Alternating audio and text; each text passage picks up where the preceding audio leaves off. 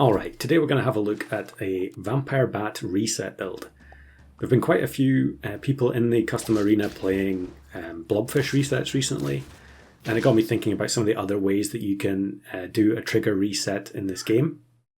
So if you're not aware, some of the pets have limited numbers of activations on their abilities.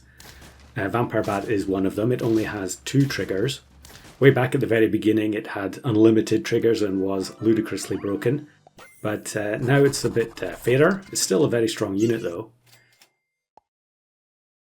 But obviously it's pretty easy to apply more than 2 ailments. And is there a way that we can take advantage of that, even though the Vampire Bat only has 2 activations? And of course the answer is using a trigger reset, which, like I mentioned, can be achieved in a number of different ways. But the way we're going to achieve it today is using flying fish. Now, Vampire Bat isn't a summoning pet, so you generally wouldn't think of flying fish as combining with Vampire Bat to make any sense. But I can assure you that it does make sense, and we'll see how that's going to play out shortly.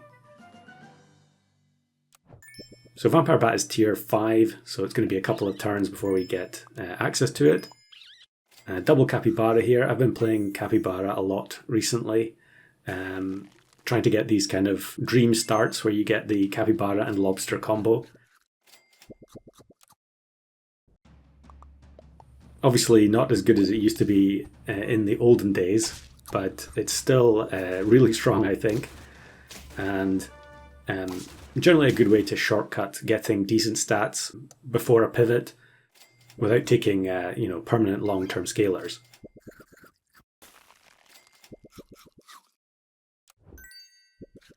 So we get the flying fish here. Flying fish doesn't have very good starting health, so using the cappies and the lobster to get it up to 8 health I think makes a big difference. We need it to stay alive so that it's going to be able to reset the Vampire Bat triggers mid-battle. And I think these types of trigger reset builds are just so much fun to play. Honestly, I think anything that has a lot of moving parts, especially if it's maybe not obvious as soon as you see the team how it's going to function, I extract the most enjoyment from these types of teams, I would say. So here we substitute in the deer for the stilt, because we have the flying fish, we might as well use it until we can get the combo set up. I think we should be fine here. Flying fish is just generally very strong tempo as long as you have the right units in the pack for it to work with. And I do have deer in the pack quite a high percentage of the time. Normally I would try and pill the flamingo there, but I think there's a decent chance I forgot to put pill in this pack. That might be why I didn't keep the flamingo there. Although honestly, it's just better, I think, to give up on those stats instead of greeding for them.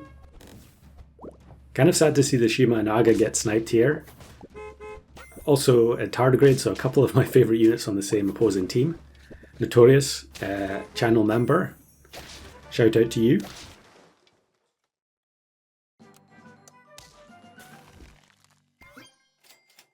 So here we get the Beluga and the Vampire Bat. Now, I don't remember if Beluga ends up staying in this particular game. There were a bunch of attempts I had at this where I was substituting different units in. Beluga is just very useful, obviously, for the fact that when it summons a unit, it will have higher base stats if you get it to level 2 or 3. But I think here we're just going to buy the Pteranodon and then probably just sell the Dolphin. Yeah, if we sell the Dolphin and just play a 4 squad, then we can have the Pteranodon duplicate a deer, which I think is what's going to happen here. And then we also need to freeze the red dragon because we don't have any ailments for the Vampire Bat to actually work with. Another fun looking team here. They're all... Today I've been trying to record other things and very few of the opposing teams are particularly interesting, but it looks like this was a pretty good run in terms of opponents. So Vampire Bat comes in, we bring in the red dragon, Now the Vampire Bat plus Flying Fish isn't going to do anything initially. We need 2 different units that are going to apply ailments. I think here we get quite lucky that we end up knocking out the Bush Viper in the back line there. Otherwise we could have been in trouble because the Anubis didn't get the chance to activate it there. Yeah, so it's barely a draw. I think we definitely would have lost there if we didn't have the Red Dragon. But now we can level up the Red Dragon, hopefully get Phoenix. We don't get the Phoenix. But I think I'm just going to take the Beluga and go for level 2 Vampire Bat first. The Vampire Bat is only really at the front because in the final version of the team, we need it to die first so that the Flying Fish can give it extra triggers. Now it does look like it doesn't have any new triggers there. It's just a bug, a visual glitch. As soon as it gets leveled up, it will have a new set of triggers. And yeah, now we just need to find either Phoenix or Visitor is another possibility. I think we should end up losing against this team, so we should get the chance to see the combo work for at least a couple of rounds before it's game over.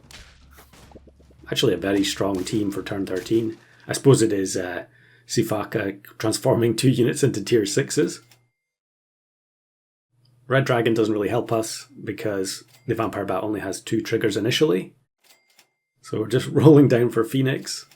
I don't remember if I get it here or not, probably not. We do get Visitor, but I don't freeze it. I guess I'm just holding out for the Phoenix. Here's Mollusk going for a Corncobs build. Although we do remove one of the units at the back, I think the Blue Jay has been fed so many times here that the Octo is going to become massive and we're going to get destroyed. Actually doesn't even need the Octo in the end. Yeah, definitely take protection on the Pteranodon. We do get the Phoenix, so now the combo is ready. Just got to make sure that we do this in the correct order. Yeah, we don't want to level up the Beluga there because we would end up pushing the Phoenix out of the leftmost slot. And here we actually get matched with the Blobfish reset team. How appropriate. They actually had the double white ochre at the back to protect themselves. But we're going to get to see the combo work now, I think.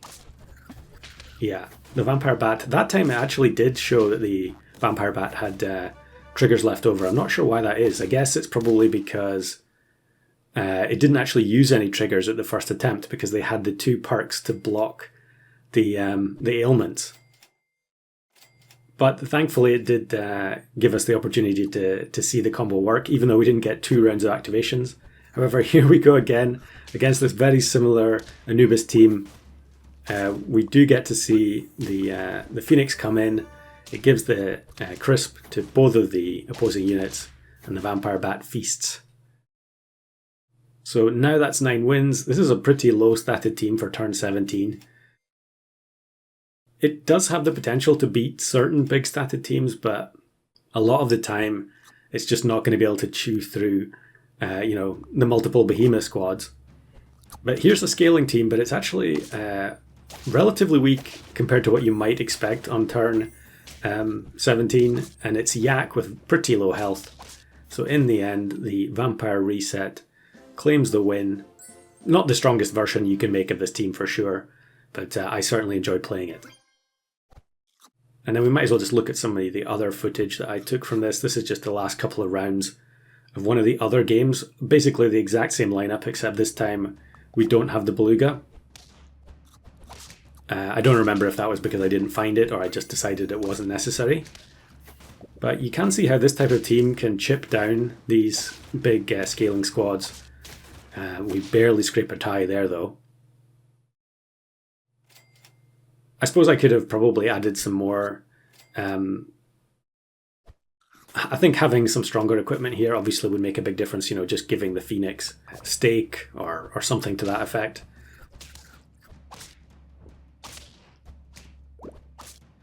You can tell these are all recorded at the same time, but of course if a pet gets sniped like the Red Dragon did there, then we end up wasting the Pteranodon trigger.